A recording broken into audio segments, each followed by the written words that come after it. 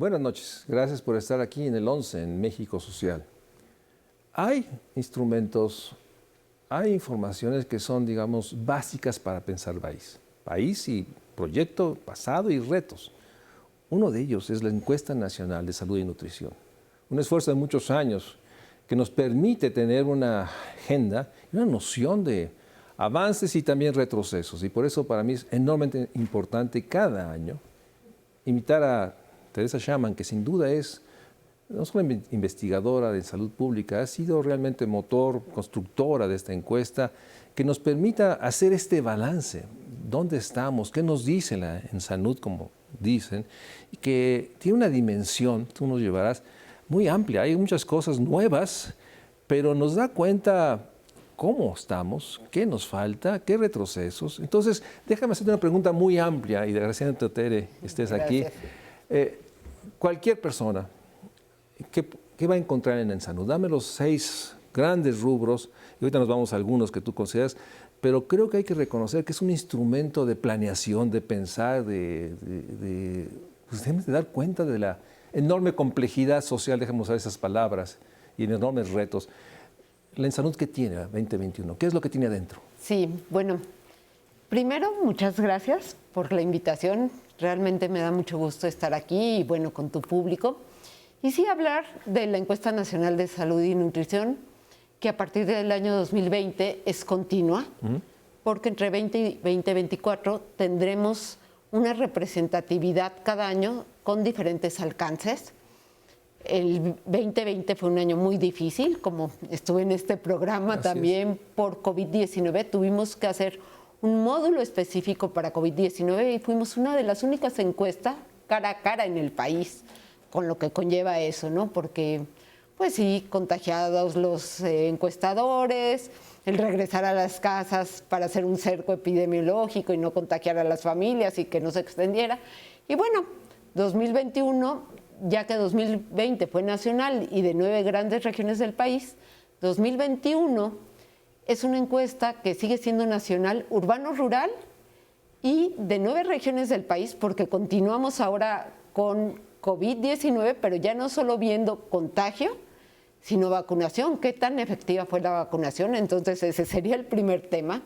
2022, que ya estamos en campo, entonces aprovecho, si tocan en su hogar, porque empezamos apenas campo, por favor respondan, es por México y es por la salud de los mexicanos. Pero bueno, vacunación, la cobertura de vacunación y cómo va avanzando la pandemia, que no ha terminado aún. Pero tenemos otros grandes temas. Recordar que cada año lo que hace la Encuesta Nacional de Salud y Nutrición es actualizar el panorama general de indicadores selectos de salud y nutrición del país, con temas específicos como fue la pandemia, que esperamos ya para el 2023 no tenerlo, pero ahorita todavía lo tenemos. Y bueno, tenemos el estado de salud y nutrición de la población. El estado de nutrición, hay que recordar que la prevalencia de obesidad en el país está en la agenda pendiente, ha crecido muchísimo, ese sería un segundo tema del cual podemos hablar, y que en este sentido, a mí, yo creo que hay muchas voces que aclamamos lo mismo, pero no sabemos cómo enfrentarlo, no hemos dado al punto de romper esto para que la pandemia ahora sí es una pandemia de obesidad siga creciendo en todos los grupos de población. A mí me impacta y creo que en tu programa anterior yo ya comentaba lo que había pasado con los adolescentes, cómo esta brecha se ha disminuido entre urbanos y rurales y que habría que estudiar por qué. Y bueno, en los adultos crece mucho más, pero ahorita podemos platicar de eso. Otro tema es la lactancia materna. La lactancia materna, que en nuestro país para el año 2012-2018 se ubicaba en alrededor del 14%, ha crecido la prevalencia y habría que ver qué acciones se están tomando. La vacunación, pero no la vacunación por COVID. Cuando hablemos de COVID, si quieres, podemos hablar de vacunación por COVID, pero la vacunación, sobre todo para los niños pequeños, que ese es otro de los temas que habla esta encuesta. ¿De qué otros temas? Bueno, está el tema que a mí me sorprendió, la seguridad hídrica. La seguridad del agua, que por primera vez se midió en el país y se asocia mucho con la inseguridad alimentaria. No podemos hablar de inseguridad alimentaria, sin hablar de inseguridad del agua, ese es otro tema. Y es que hay muchos otros, Mario, como accidentes, violencia. Sí, todas las enfermedades crónico-degenerativas. Déjame tomar algunos de los que me dijiste porque me interesa mucho dar cuenta de esta dimensión. Déjame ver el primer tema, la vacunación en niños muy pequeños. Lo que nos dice el ENSANUD es que ha habido retrocesos con respecto a 3, 4 años atrás. ¿De qué tamaño estamos hablando? ¿Entre 0,1 o 1,5? Tú dime. Sí. ¿Y qué implicaciones tiene eso de decir que estábamos en 90 y ahora estamos en 70%? Bueno, de hecho, no es 3, 4 años atrás, es desde 2012. Yo creo que con lo visto en la ENSANUD y otros estudios, durante el sexenio previo, fue como un sexenio perdido para la vacunación y otros temas. Sí, no, pero es importantito señalarlo, Sí, o sea, traemos una inercia muy grave. Para 2012 la vacunación era mucho mayor. Por ejemplo, en niños menores de 1 año hablábamos de tasas de cobertura para las 4 vacunas básicas, que ahora ya hablamos de 6. el hexavalente, porque se ha vuelto de 6, pero hablábamos de una cobertura de alrededor del 80 y tantos %. En este momento, en menores de 1 año, para el ENSANUD 2021 a nivel nacional, estamos encontrando una cobertura de alrededor del 27%. Es gravísimo, es una caída enorme porque es el promedio nacional, o sea, quiere decir que hay entidades muy por debajo. Y bueno, no es un problema del sexenio actual, aunque ya han pasado 2, 3 años, que deberíamos de recuperar. Sí. Sé que ahorita ya está la campaña de vacunación, está ya la compra de vacunas para alcanzar esta cobertura. Y bueno, lamentablemente en el ENSANUD 2021 no podemos tener cobertura a nivel estatal, pero sí se ve en los niveles de regiones que en la región sur-sureste es donde hay una mayor disminución en las coberturas de vacunación en menores de 1 año. Luego en los niños, en menores de 2 años, crece un poquito más, creo que es alrededor del 35%. Y bueno, sí llegamos a tener una cobertura de entre, o sea, cuando hablamos de entre el 35 y el 57%, imagínate el rango. Entonces estamos hablando de que se ha dejado ese esquema de vacunación y sí recordando que durante los 6 años previos a este sexenio hubo un abandono total a la vacunación de niños. Y eso, las dimensiones, nada más un dato, o sea, el no vacunación quiere decir que los casos de tosferina, por hablar de un caso, han crecido. Eso implica una enfermedad, pues, mucha enfermedad. Sarampión, Mario, acuérdate de COVID y sarampión cuando veíamos un brote. Y bueno, ahí tuvimos que entrar al rescate y ahí Sencía de la Secretaría de Salud hizo un estudio junto con nosotros puntual sobre sarampión para priorizar áreas y que no se extendiera, aún estando en mero COVID. Sarampión es algo gravísimo. Y bueno, yo sí esperaría que en el momento actual, con estas semanas nacionales de vacunación y ya retomando el sector salud como sector, que está el IMSS, está el ISSSTE y está todo el sector, se retome y el año que entra podamos decir, si me vuelves a invitar para la encuesta de 2022, que tenemos una mayor cobertura, que esto sería importante porque hay enfermedades como dices, difteria, tosferina, pero sarampión. ¿Qué pasa con tétanos? Desde 2012 no habíamos podido tener por seroprevalencia una medición nacional y ahorita en 2022 vamos a levantar en la encuesta por seroprevalencia, por muestras de sangre para niños, es la medición. Por eso te digo, tan importante, un tema rezagadísimo como otros tantos. Y que implica, déjame decirlo así, mucho dolor, muchas preocupaciones. O sea, es mayor lo que nos dice ENSANUD y el rezago que sí, desde 2012, pero llevamos 4 años y no hemos podido. Ojalá esta nueva, deja ponerlo en términos positivos, esta nueva reestructuración de salud y estas campañas que anunciaron retome. Déjame ir a otro tema enormemente complejo, el tema de obesidad en adolescentes. Mira, yo siempre cuando hablo de obesidad, de hecho estuve en un foro el viernes en la Cámara de Diputados hablando de este tema. Cuando hablo de obesidad, me pidieron hablar de obesidad en niños escolares, pero ahorita vamos a hablar de adolescentes. Cuando yo hablo de obesidad, digo, vayámonos a la historia previa, ¿no? Para que exista un niño, un adolescente, hubo una madre que tiene que estar bien nutrida. Que una madre con obesidad o con desnutrición, lo más seguro es que tenga un niño desnutrido o un niño ya con riesgo de padecer de obesidad en la vida adulta. Entonces, el problema de la obesidad empieza en los niños menores de 5 años, empezamos con un 8% de prevalencia, que no sabemos si es sobrepeso o obesidad, y están creciendo con ese problema, pero ya está marcado. En los escolares de 5 a 11 años de edad, encontramos prevalencias de alrededor del 37%, pero ahí todavía ves diferencias en áreas urbanas y rurales muy grandes. En áreas urbanas la prevalencia puede alcanzar en niños hasta el 44% en hombres, pero ya cuando llegas a la edad adolescente alcanza el 43% de los adolescentes. Ya sin diferencias urbano y rurales, se pierden. Y ya sin diferencias entre hombres y mujeres. ¿Qué es lo que está pasando en la edad de los adolescentes para llegar a los adultos, que vamos a alcanzar prevalencias de sobrepeso y obesidad de alrededor del 73 y 75%? ¿Qué es lo que está pasando en la edad adolescente?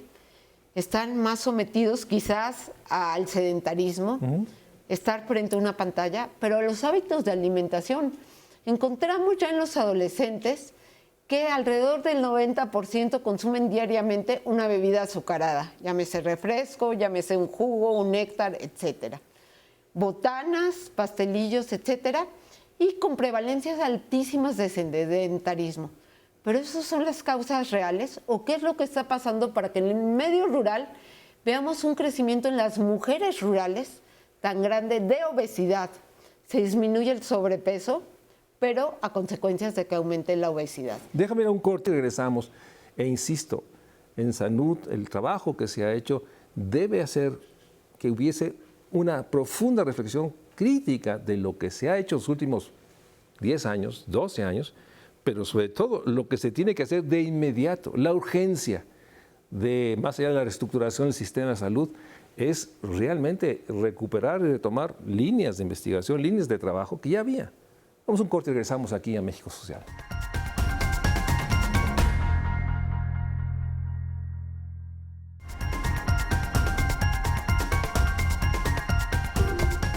Estamos con la doctora Teresa Shaman hablando de salud, nutrición y sobre todo de este instrumento poderoso, lo tengo que decir, que ha construido el país y que se ha mantenido. ¿Y qué nos dice en salud en términos, a dónde va la población a atenderse cuando siente esto? Se siente mal, literalmente. Claro.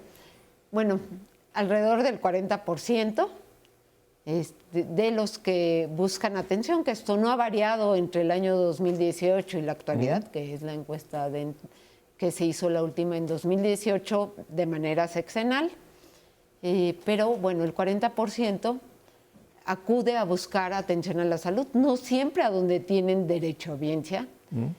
Una de las cuestiones que llama la atención de la ENSANUD es que de la población que tiene derecho a audiencia, que está afiliado a un servicio de salud, no todos lo utilizan, o sea, eso es gravísimo, por un lado. ¿Y a dónde acuden? La mayoría a servicios privados, y de estos que acuden a servicios privados que están de acuerdo a diferente medición, si se hace por uso de COVID o por uso de no COVID, entre el 20 y el 30% acuden a los CAF, que son los consultorios adyacentes a farmacias, que en esto, como tú lo mencionabas, más allá de la reestructuración del sistema de salud, es una línea de investigación que tenemos que buscar las causas. La gente quizás acude porque es por padecimientos agudos, una atención inmediata, un medicamento inmediato. Quizás se piensa que es un gasto de bolsillo menor, pero habría que estudiar si se está atendiendo de manera adecuada, con calidad, porque el servicio de atención tiene que ser con calidad para garantizar el servicio a la salud. Eso por un lado. El acceder a los medicamentos y todo lo que conlleva con gastos de bolsillo. Cuando la población está acudiendo a estos servicios, no estamos garantizándole que tenga un servicio adecuado. Pero ¿qué es lo que buscamos cuando nosotros vamos a un servicio de salud? Es que nos atiendan. Eso es lo que buscamos. Y en esos momentos los tiempos de espera son muy reducidos. Y bueno, también la cercanía, el hecho de que no vayamos y nos digan, regresa en 6 meses. Sí, o traiga su papel, no sé cuál, la forma azul o rosa. Eso genera. Ahora, pasemos al otro tema, algo que es novedoso. Por primera vez hablan de seguridad hídrica. ¿Qué quiere decir esto? Porque, ¿cómo está metido ahí?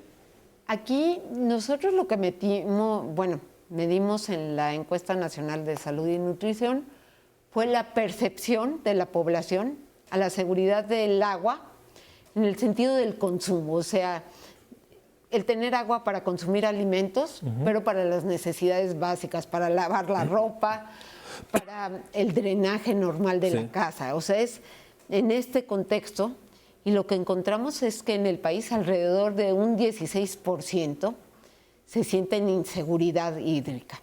Que si lo midiéramos de otra forma, es y bueno, también la periodicidad, porque hay que recordar que la ENSANUD cada año la medimos entre agosto y noviembre.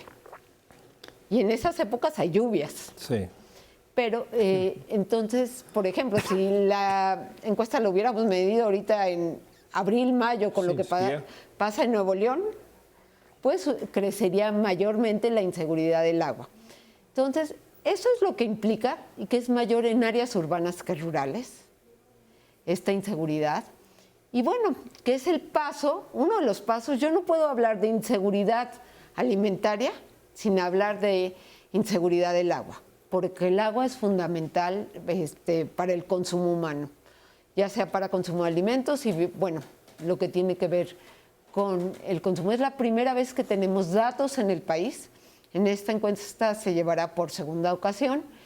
Y solo tenemos un acercamiento, que fue lo que sucedió y que, bueno, lo publicamos aquí también en México Social, en la revista. Y bueno, es un dato muy importante porque esto se asocia con todo lo que tiene que ver con el daño climático, o sea, cómo desperdiciamos el agua. Y bueno, actualmente, por lo que yo veo, aquí en la Ciudad de México, está creciendo la inseguridad del agua.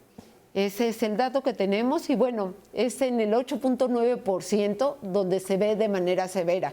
Que dices, no es mucho, es menos del 10%, pero estamos hablando de 127 millones de mexicanos. Y estamos hablando, porque es importante decirlo, estamos hablando de 36 millones de hogares, que es más o menos lo que estamos... Y el 10%, estamos hablando de millones, literalmente millones de lugares donde hay una inseguridad, que no hay agua. Y en ese sentido, déjame brincar al otro tema. El tema de la inseguridad alimentaria. ¿Qué nos expresa esta encuesta? ¿Sigue manteniéndose a estos niveles altos, sobre todo? Muy altos, están alrededor del 26% la moderada y severa, coincide mucho con las mediciones del Coneval, y una medición muy cercana también al ENSANUD fue la del EQUIDE de la Ibero.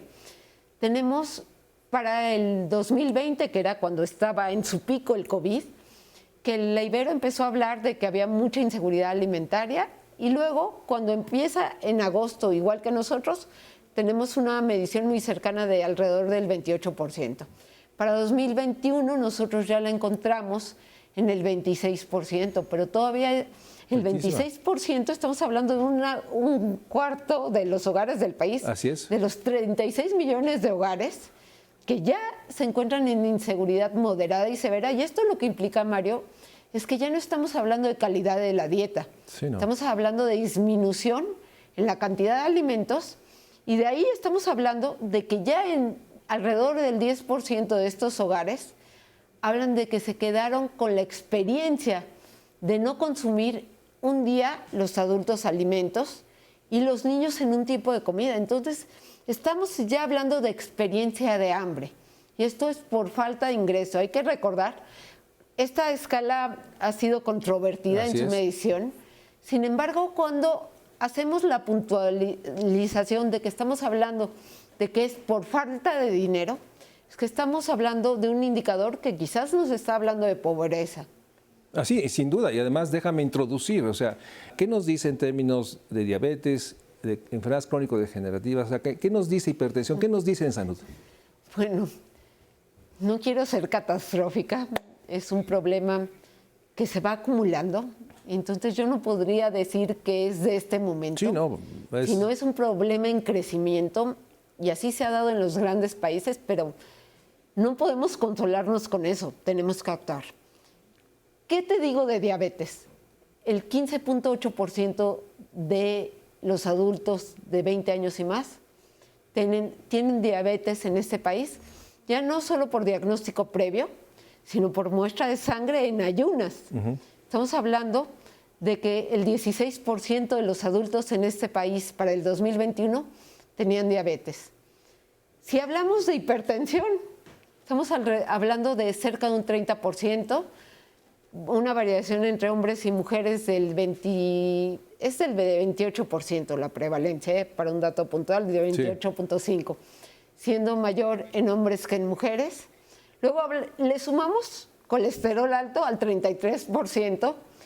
Y bueno, si hablamos de otros padecimientos como daño renal, podemos hablar de cerca de un 11%. Entonces, ¿qué panorama tenemos en los adultos? Estamos hablando de un cerca de 30% de los adultos en México. Si hiciéramos, no lo hemos hecho como ejercicio, quizás creo que hay un grupo en el instituto que está ahondando en ello, pero si le sumamos el obeso, más hipertenso, más diabético, que la fase final de la diabetes en general lleva al daño renal, ¿de qué estamos hablando? Y eso se convierte ya en qué va a hacer el sistema de salud para atender a esta población que tiene graves problemas ya de salud pública y que no vemos un estancamiento ni un retroceso, vemos un crecimiento claro y que debemos de actuar, pero ya no solo hablarlo, ya sabemos cuántos somos. Ahora, ¿qué vamos a hacer con ellos? Y en ese sentido, déjame cerrar el programa agradeciéndote enormemente. Ay, lo que sabemos es 1 de cada 3 adultos está en este proceso de una enfermedad crónico-degenerativa enormemente compleja que va a llevar a una vida de mucha enfermedad. Una vida adulta, por decirlo de una manera, de mucha enfermedad muy tempranamente. Y no hay un sistema de salud capaz de atender. Pero lo más grave que nos dicen Sanud, y de ahí mi reconocimiento a tu equipo, a tu grupo, a tu liderazgo, al Instituto Nacional de Salud Pública, es que no vemos que hayamos podido en estos 10 años detener el proceso. Sigue creciendo. Y hay una percepción que, déjame decirlo, hay programas donde la austeridad es criminal. Se requieren muchos recursos para poder enfrentar este reto, desafío, muchos recursos para seguir teniendo esta información. Y ahí lo que debemos exigir y esperar es más recursos al sistema de salud, pero más recursos a toda la estructura que permite enfrentar los determinantes sociales de la enfermedad, que eso es lo que está atrás. Y no puedo dejar de decirlo, este año de alta inflación, de bajo crecimiento, de enormes problemas, todos derivados de las secuelas del COVID, nos hablan de un escenario, ya lo veremos en la próxima presentación en Sanud, pero como ven, ahí en la página del Instituto está en Sanud, ahí en las páginas de México Social, en su revista o en el programa, están algunos datos que nos hablan de la urgencia y la enorme importancia del trabajo. Y lo digo porque es mi amiga, de Teresa Shaman, que ha hecho un gran trabajo y que realmente todos reconocemos. Buenas noches, muchas gracias. Gracias, Teresa, por estar aquí. Muchas gracias.